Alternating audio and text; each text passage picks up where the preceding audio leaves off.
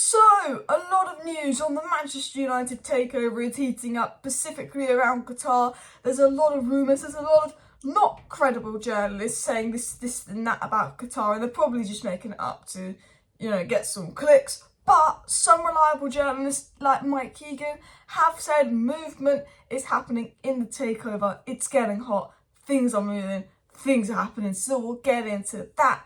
Erik Ten Hag's had enough of a lot of players, and there is going to be a big clear out. We've expected 13 players leaving, but one of those players is £50 million signing. That's not worth £50 million, but Wan-Bissaka, who's been very good lately. Wan-Bissaka is out, Frimpong is in his plans, Dalot will be getting a new contract. That's what it seems Ten Hag wants to do, and I personally disagree with Ten Hag selling Wan-Bissaka. However, he is the manager. Dalot is more the player that Ten Hag wants as a right back. Frimpong is obviously the one he wants. Wan-Bissaka isn't a Ten Hag kind of player, but I do think Wan-Bissaka would offer something so different to Frimpong that would be such a good rotation option. I think Wan-Bissaka's been better than Dalot lately, but it's obviously Ten Hag probably prefers Dalot, and I still think Dalot's been good.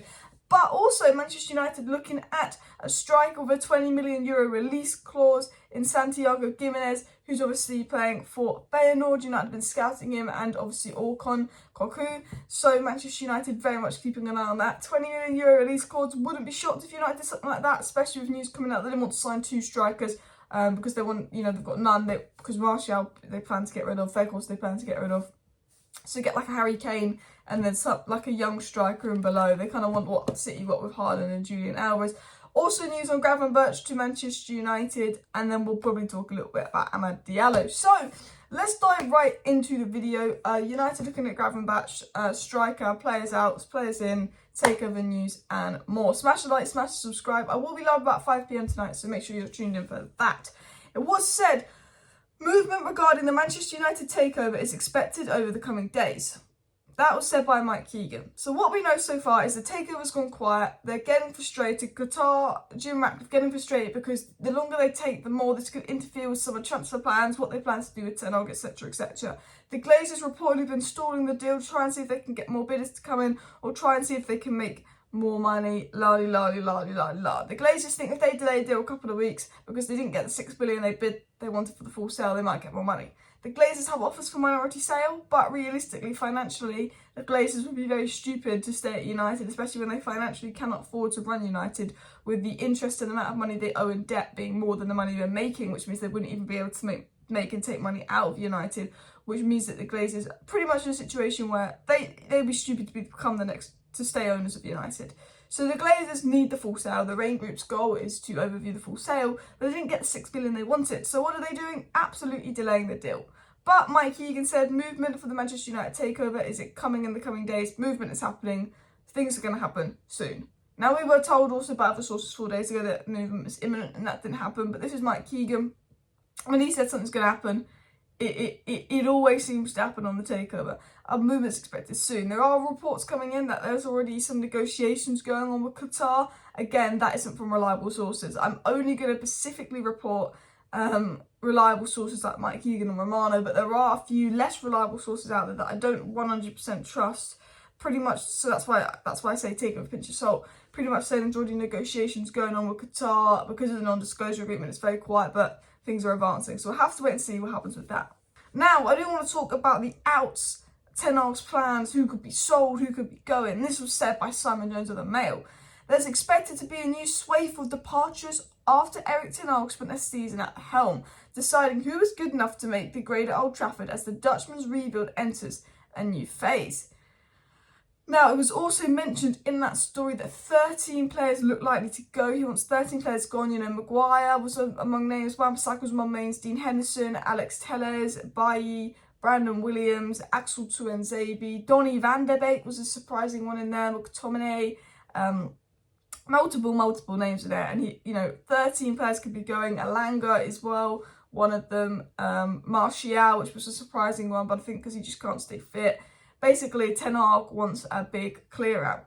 And what was interesting was Romano said this yesterday. He said that Jeremy Frimpong is keen on Manchester United and a possible move, but nothing's advanced yet. He said that Jeremy Frimpong's agent met with United, Barcelona and Bayern Munich, and interest in Frimpong doesn't change the situation of Diego Dalot at this stage, as the new long-term contract talks are still ongoing.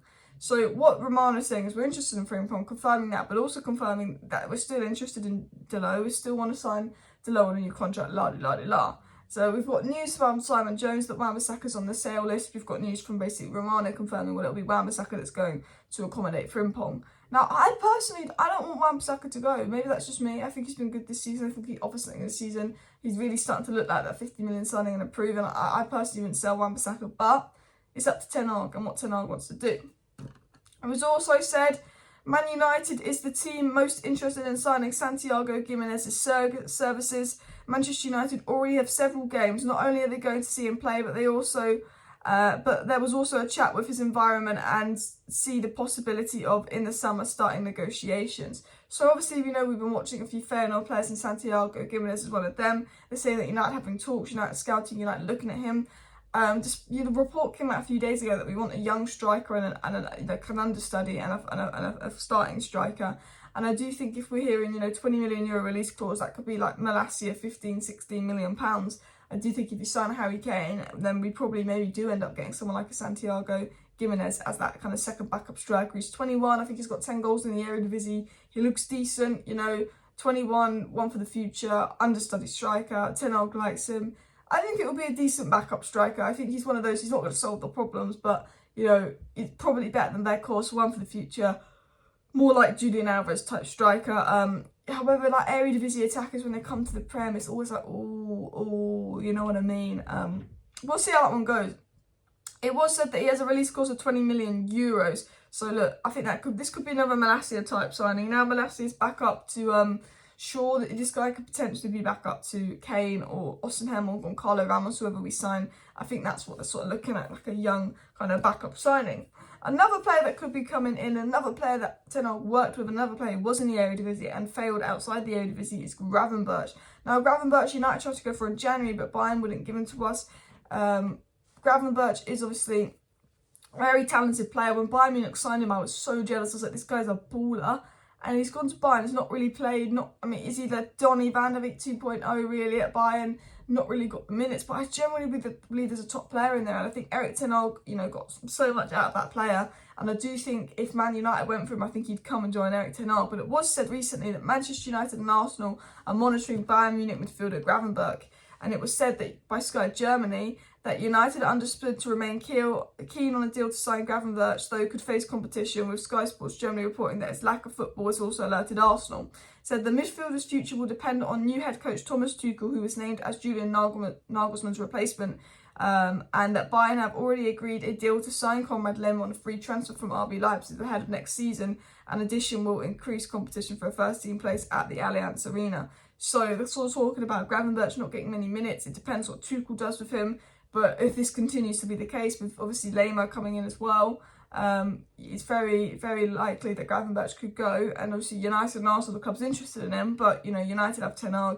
United have that Ten Hag link. I do think that United would be in a good position to sign him. And I do think, although he's had a poor season, he was a baller. I think he's a top player, and he's someone I'd like to bring in as well. But as I said, just so much transfer news here, there and everywhere at the moment. It's mad. And look, so I think much is going to happen on the transfer front. May, I think, is going to heat up. I think the new ownership situation is going to heat up this week. I don't believe some of the rumours, though, to be honest with you guys. I did say take that with a pinch of salt. But hopefully we get some updates coming in soon. Amad Diallo had a fantastic game for Sunderland yesterday. And it's also being reported that United are interested in keeping Amad Diallo and giving him a right wing spot next season, with the likes of Palestri and Alanka going out on loan. And that Amad Diallo even said himself, his dream is to play like this for Manchester United. So, Amad's doing very well, and he could potentially be like a new signing. But as said, United want a midfielder. They want 2 strikers now. They want some defensive reinforcement, and 13 players could be going. So it's going to be a big summer window, and it's annoying that the takeover is being stalled because Ten Hag's got a lot to get done. So hopefully the Glazers crack on, and hopefully the movement does happen. See you next time. Bye.